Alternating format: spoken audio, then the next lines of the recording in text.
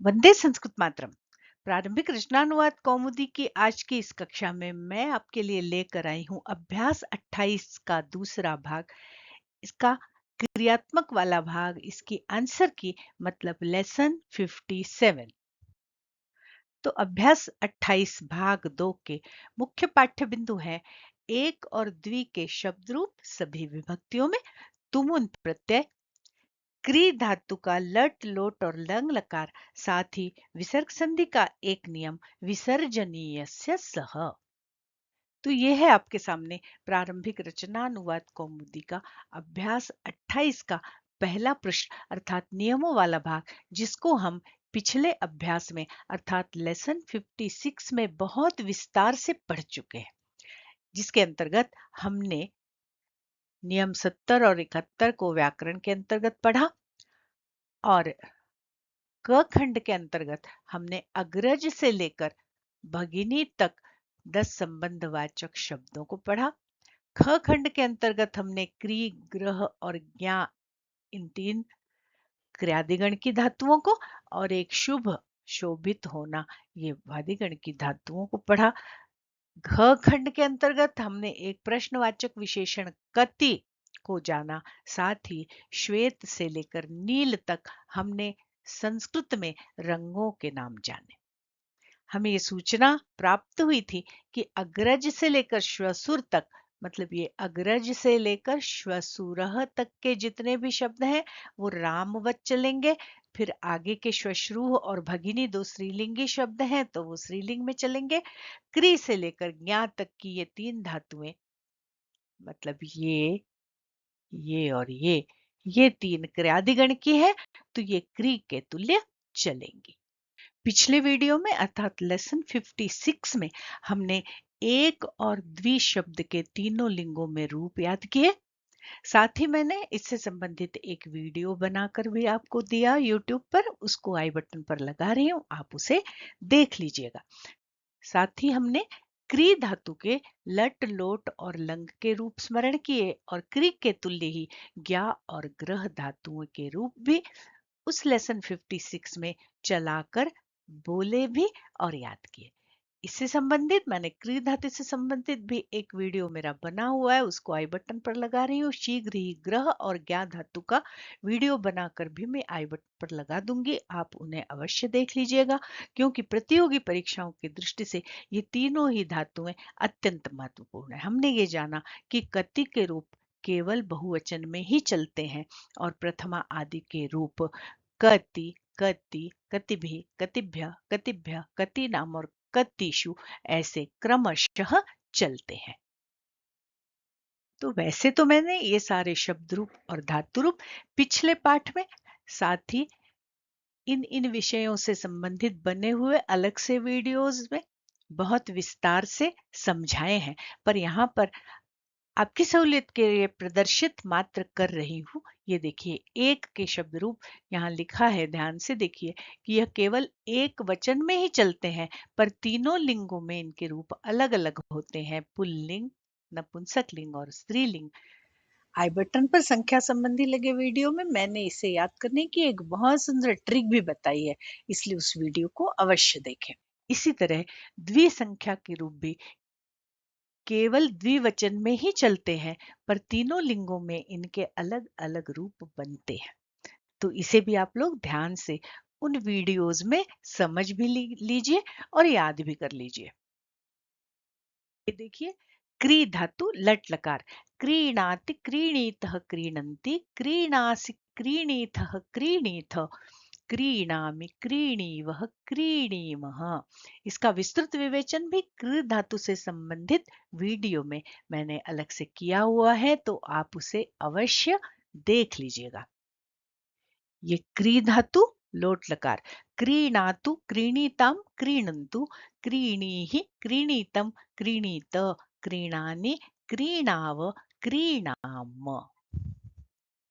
क्री धातु लंग लकार भूतकाल, अक्रीणात अक्रीणीताम अक्रीणन, अक्रीणाः अक्रीणीतम अक्रीणीत, अक्रीणाम अक्रीणीव अक्रीणीम।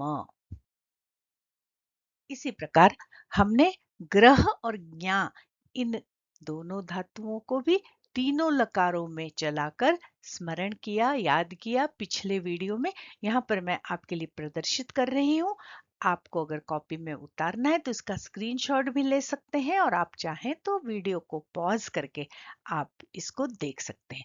तो ये ग्रह धातु लट लकार, ये ग्रह धातु लोट लकार, ग्रहणातु ग्रहणीताम ग्रहणंतु, और ये है ग्रह धातु लंग लकार, अग्रहणात अग्रहणीताम अग्रहणन, ऐसे इसके रूप चलते हैं। इसी प्रकार ये ज्ञा धातु लट लकार, जानाति जानीतः जानन्ति, ये है ज्ञा धातु लोट लकार, जानातु या जानीतात जानीताम जानन्तु, और ये है ज्ञा धातु लंग लकार, अजानात अजानीताम अजानन। पुनः बता रही हूँ कि यहाँ पर मैं केवल प्रदर्शित मात्र कर रही हूँ आप लोगों की सुविधा के लिए। अगर आपको इनकी बारीकियों को विस्तार से समझना है तो ज्ञान धातु से संबंधित जो वीडियो मैंने आई बटन पर लगाया है पीछे, उसे आप अवश्य देख लीजिएगा। इसी प्रकार यह देखिए कति प्रश्नवाचक विशेषण जो केवल बहुवचन में चलता है और उसके रूप बनते हैं प्रथमा द्वितीया तृतीया में क्रमशः कति, कति, कतिभिः, कतिभ्यः, कतिभ्यः, कतीनाम और कतिषु।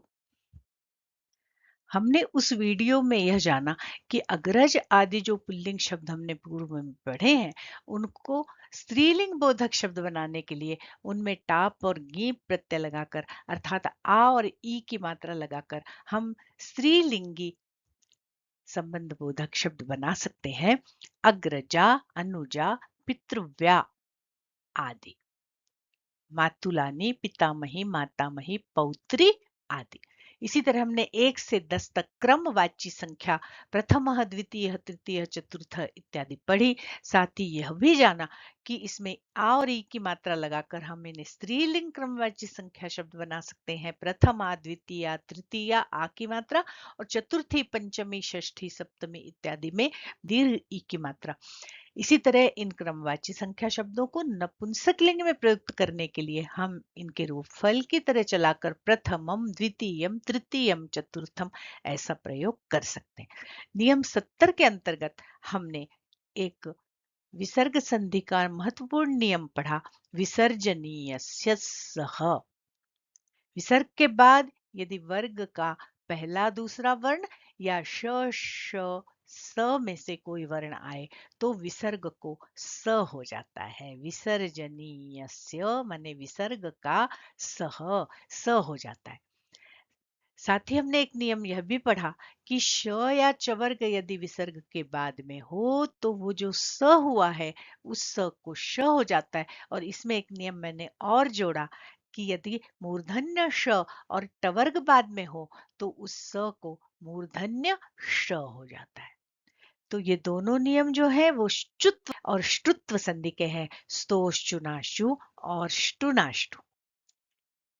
इन दोनों नियमों को मैं एंड स्क्रीन पर लगा दूंगी, आप वहां देख लीजिएगा। और विसर्जनीय सह का नियम मैं यहाँ ऊपर आई बटन पर लगा रही हूँ। इसको विस्तार से देखना बहुत आवश्यक है क्योंकि ग्रंथों का अनुवाद करते समय या विविध स्तोत्रों का अनुवाद करते समय विसर्ग संधि का सबसे ज्यादा काम पड़ता है। यहाँ नियम देखिए, रामः दंतिष्ठति, ये देखिए विसर्ग के बाद त आ रहा है, माने वर्ग का प्रथम वर्ण आ रहा है, तो विसर्ग की जगह स हो गया और हमारा शब्द बना रामस्तिष्ठति।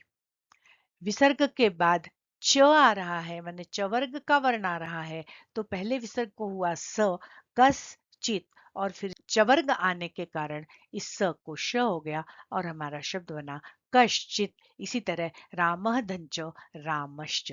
और जो मैंनेष्टुनाष्टु का नियम बताया उसमें धनुः धन टंकार, तो धनुः का जो विसर्ग है उसके बाद टवर्ग का वर्ण आ रहा है तो पहले धनुष होगा।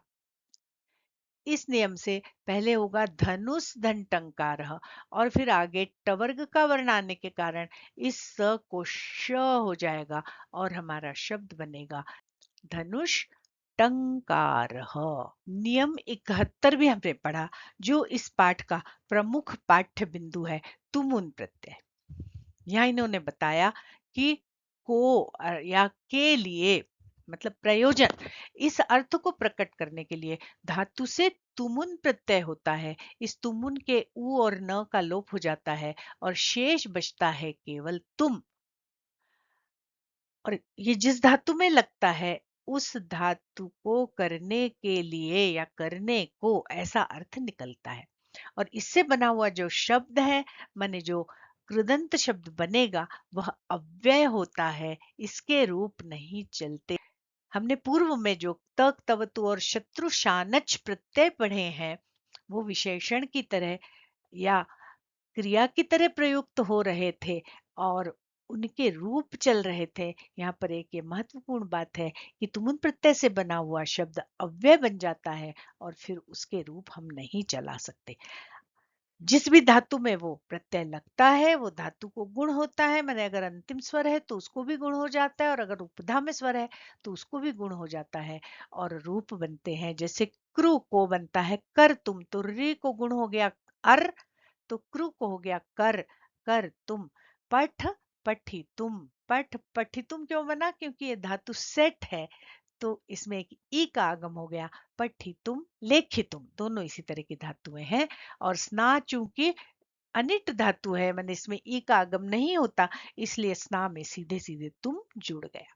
अब यहाँ कुछ धातुओं के रूप आपको बता रहे हैं कि रू से बनेगा हर तुम, ध्रुव से धर तुम। तो क्या हुआ, रू का रू जो था उसको गुण हो गया तो अर हो गया, तो रू बराबर हर हो गया, हर तुम। ध्रुव बराबर धर, धर तुम। रुद, रुद का जो ऊ है उसको गुण हो गया ओ, तो बना रोदि तुम। पर गम से बनता है गन तुम, हम हन से हन तुम, पच से पक तुम। संधि के नियमों से च को क हो गया। खाद से खादि तुम, छिद से छेद तुम, दा से दा तुम, पा से पा तुम, नी से ने तुम, ई को ए हो गया। यहाँ पर भी छिद की ई को ए हो गया तो छेद तुम बना। नी को ए, नी के ई को ए हो गया तो ने तुम। दृश्य से द्रष्टुम, वह से वोढ़ुम, सह से सोढ़ुम, प्रच्छ से प्रष्टुम, ऐसे रूप बनते हैं। यहाँ पर मैं बताना चाहती हूँ कि तुमुन प्रत्यय के जो रूप हैं वो बहुत अलग अलग तरह से बनते हैं। कई बार भ्रम की स्थितियां बनती हैं, इसलिए इनके रूपों को एक बार बोल कर, एक बार लिख कर हमें याद कर लेना चाहिए।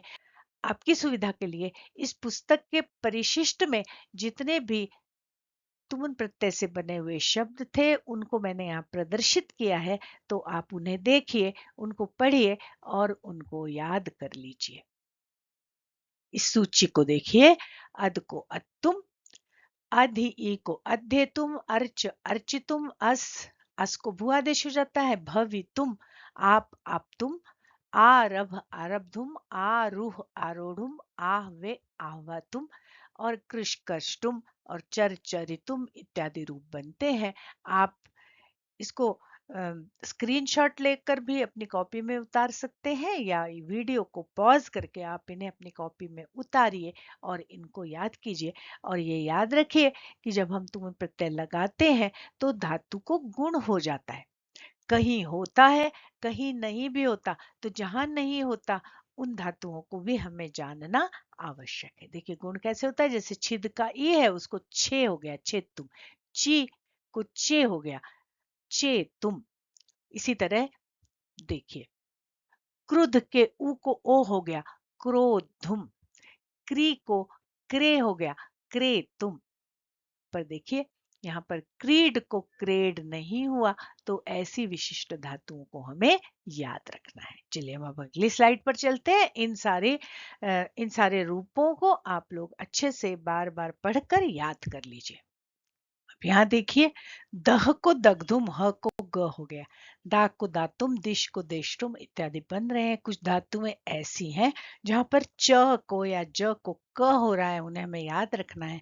जैसे ये पच को पक्तुम, या भुज को भोक्तुम, या मुच को मोक्तुम, सिच को सेक्तुम, ऐसे रूप बन रहे हैं। पर कुछ धातुएं ऐसी भी हैं जहां पर च को ज नहीं हो रहा है, ऐसी विशिष्ट धातुओं को हमें याद रखना है। जैसे यज को, ज को क नहीं हुआ, यष्टुम बना, या सृज को सृष्टुम बना। यहाँ पर एक धातु और है याज, ये सेट धातु है, ई की मात्रा आ गई बीच में, यहाँ पर कोई परिवर्तन नहीं हुआ और रूप बना याचितुम। तो ऐसे जो अलग तरह से रूप बन रहे हैं, उन रूपों को हमें अच्छे से याद कर लेना चाहिए। देखिए ये अगली स्लाइड देखिए, पत को पति तुम, पद को पत तुम, पलाय को पलाई तुम।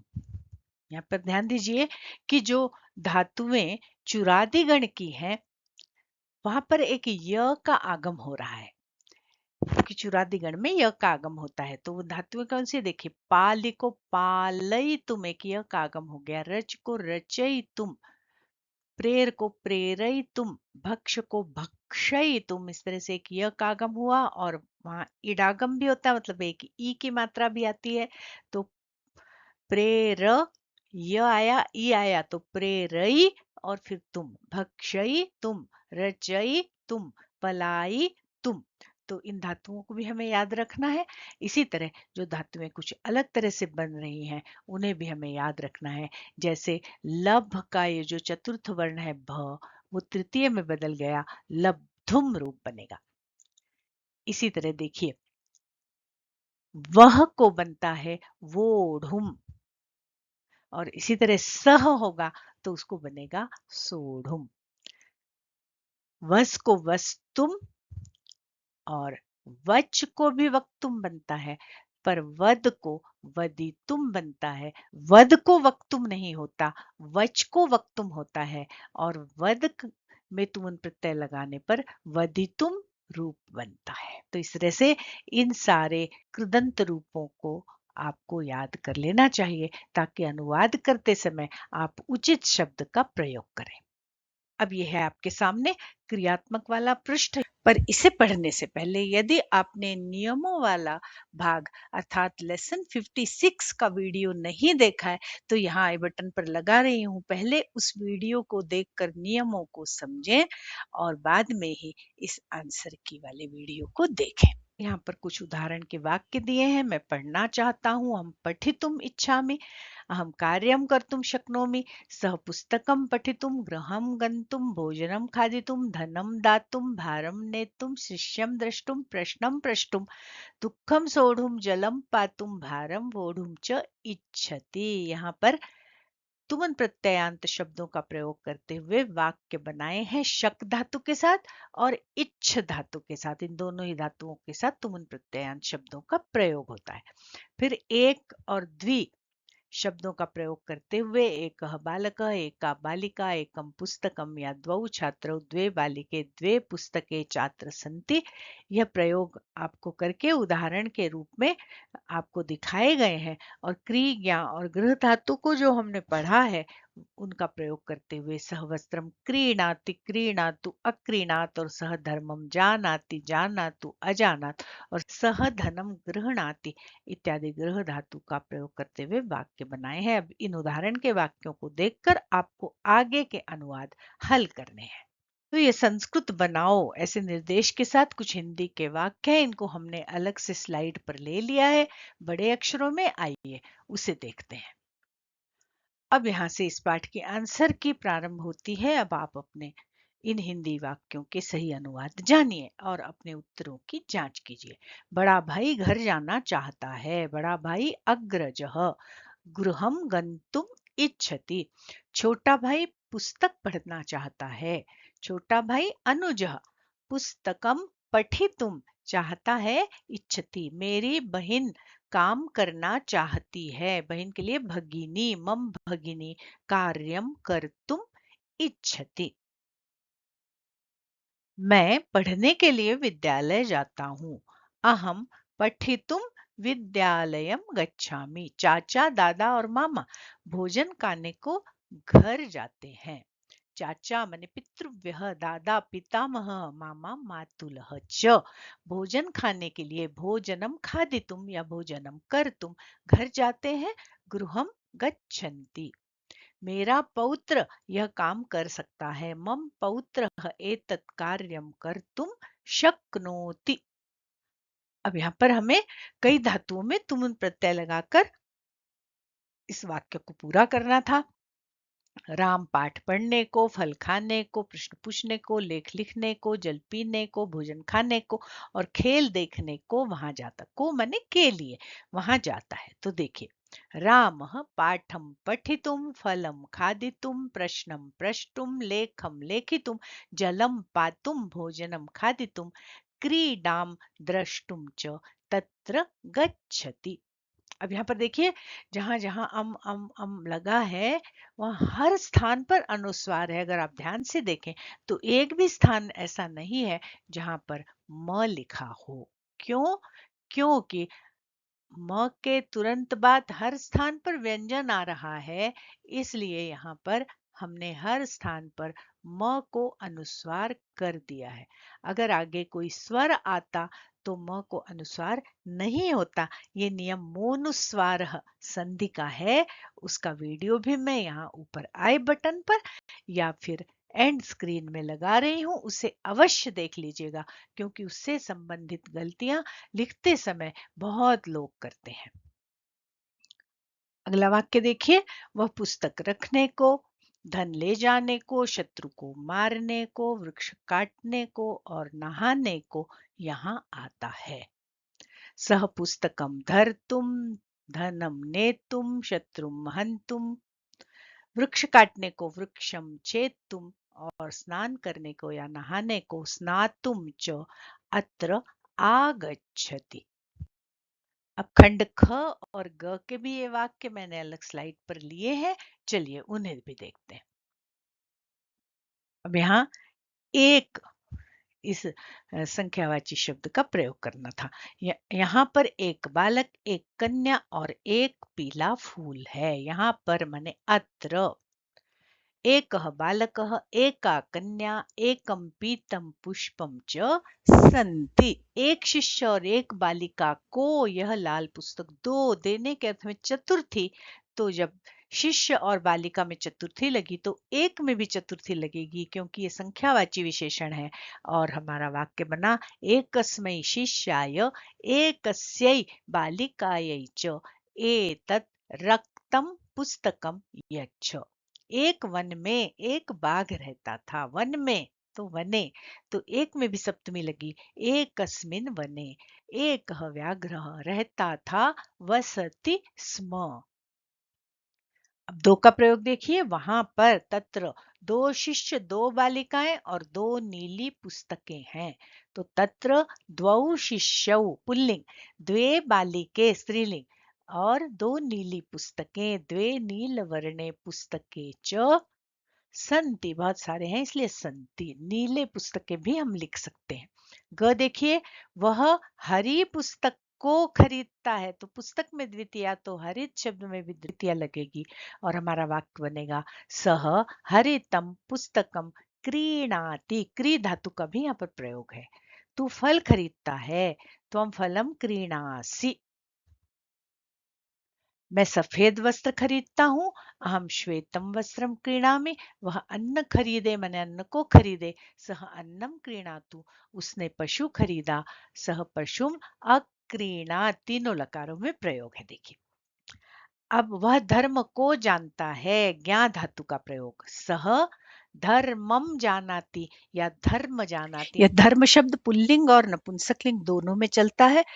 पुल्लिंग में अकारांत राम की तरह इसके रूप चलते हैं और नपुंसकलिंग में धर्म, धर्मणि, धर्माणि ऐसे रूप चलते हैं। इसलिए सह धर्म जानाति और सधर्मम जानाति दोनों ही प्रयोग सही होंगे। तू सत्य को जान, लोट लकार। त्वम सत्यम जानीहि या जानीता दोनों रूप बनते। मैं पुस्तक को ग्रहण करूं, अहम पुस्तकम ग्रहणानि। अब यहाँ कुछ अशुद्ध वाक्यों का शुद्धिकरण करके आपको बताया है। तो यहाँ वाक्य तो नहीं है, शब्द ही लिखे हुए हैं। तो हमने आपको बताया कि धातु को गुण होता है, तो लिखितुम नहीं बनता, लेखितुम बनता है। प्रच्छितुम नहीं बनता, प्रष्टुम बनता है। इसी तरह दृश धातु से दर्शितुम नहीं बनता, द्रष्टुम शब्द बनता है। तो जो सूची मैंने आपको दी है उसे देख कर आप अच्छे से याद कर लीजिए कि किस धातु का तुमुन प्रत्यय लगाने पर कौन सा रूप बनता है। इसी तरह क्री और ज्ञा धातु का प्रयोग हम भ्वादिगण की तरह कर देते हैं, क्रयति जानति जान इत्यादि। ऐसा नहीं होता, क्रयति नहीं बनता, क्रीणाति, जानति नहीं बनता, जानाति। और लोट लकार में भी पठ लिख भू की तरह त्वम के साथ जान मध्यम पुरुष में नहीं होता, जानी ही ऐसे रूप बनते हैं। तो इन धातुओं को भी आपको अच्छी तरह याद करना चाहिए। अब कह रहे हैं दो ग को बहुवचन में बदलो, एक और द्विशब्द के तीनों लिंगों के रूप लिखो। ये हम पहले ही लिख चुके हैं। क्री ज्ञा और ग्रह धातु के लट और लंग के रूप लिखो, ये भी हम पहले ही लिख चुके हैं। तो अब हमें करना है क दो ग को बहुवचन में बदलो। तो आइए हम अगली स्लाइड पर चलते हैं। पर उससे पूर्व चैनल को सब्सक्राइब करें, वीडियो पसंद आए तो उसे लाइक करें, अपने अच्छे कमेंट्स अवश्य करें, इसे अपने मित्रों एवं छात्रों के साथ शेयर करें ताकि मेरे श्रम का लाभ अधिकाधिक छात्रों को मिल सके। और हाँ, इसे हाइप करना न भूलें। इस प्रकार संस्कृत के प्रचार प्रसार में आप मेरे सहयोगी बन सकते हैं। तो अभी हमने एक वचन में जो अनुवाद किए थे वो यहाँ पर लिखे हुए हैं। अब इनको हमें बहुवचन में बदलना है। तो देखिए, सह हरितम पुस्तकम क्रीणाति, सह का बहुवचन ते हो जाएगा, तो क्रिया भी बहुवचन में चली जाएगी। ते हरितम पुस्तकम क्रीणन्ति, त्वम फलम क्रीणासि, यूयम फलम क्रीणीथ, अहम श्वेतम वस्त्रम क्रीणामि, वयम श्वेतम वस्त्रम क्रीणीम, सह अन्नम क्रीणातु, ते अन्नम क्रीणन्तु, सह पशुम अक्रीणात, ते पशुम अक्रीणन। अगला देखिए, सह धर्म या धर्मम जानाति, ते धर्म अथवा धर्मम जानन्ति, त्वम सत्यम जानीहि या जानीतात, तो यूयम सत्यम जानीत, अहम पुस्तकम गृह्णामि, वयम पुस्तकम गृह्णाम। इस तरह से ये एक वचन से बहुवचन में हमने इन अनुवादों को हल कर लिया है। अब आगे का प्रश्न देखिए, इनके तुमुन के रूप लिखो। क्रू, गम, पठ, लिख, दृश्य, नी, दा और पा। तो आपने अपनी कॉपी में जो उत्तर लिखे हैं उन उत्तरों की जांच कीजिए। मैं यहाँ इनके उत्तर बता रही हूँ। देखिए, क्रू धन तुमुन कर तुम, गम धन तुमुन गन तुम, पठ धन तुमुन पठि तुम, लिख धन तुमुन लेखि तुम। देखिए, लिख को लेख हो गया, क्रू को कर हो गया। तो इनका अर्थ है करने के लिए, जाने के लिए, पढ़ने के लिए, लिखने के लिए। दृश्य धन तुमुन द्रष्टुम बनता है। नी धन तुमुन ने तुम, नी को गुण हो गया ने, मतलब ई को गुण हो गया ने तुम। दा दा तुम और पा पा तुम। इस तरह से तुमुन प्रत्ययान्त रूप बनेंगे। चलिए अब अगला प्रश्न देखते हैं। यहाँ पे संधि करो, इस प्रश्न के अंतर्गत हमें कुछ शब्दों के बीच संधियां करनी है। हरिः धन तत्र, हरिस्तत्र, विसर्ग को स, कह धन तिष्ठति, कस तिष्ठति, विसर्ग को स हो गया। अब आगे स के बाद च आ रहा है दोनों स्थानों पर, तो शुत्व संधि से स को श हो जाएगा। रामः धन च, तो रामश्च, और हरिः धन च, हरिश्च। तो यहाँ पर हमारा लेसन 57 मतलब आंसर की वाला भाग समाप्त होता है। आशा है कि आप लोगों को सारी अवधारणाएं और नियम अच्छे से समझ में आ गए होंगे। बहुत शीघ्र मिलते हैं प्रारंभिक रचनानुवाद कौमुदी के अगले पाठ के साथ या किसी अन्य नूतन अवधारणा के साथ। तब तक के लिए नमस्कार। जयतु संस्कृतम, जयतु भारतम, पुनर्मिलामः।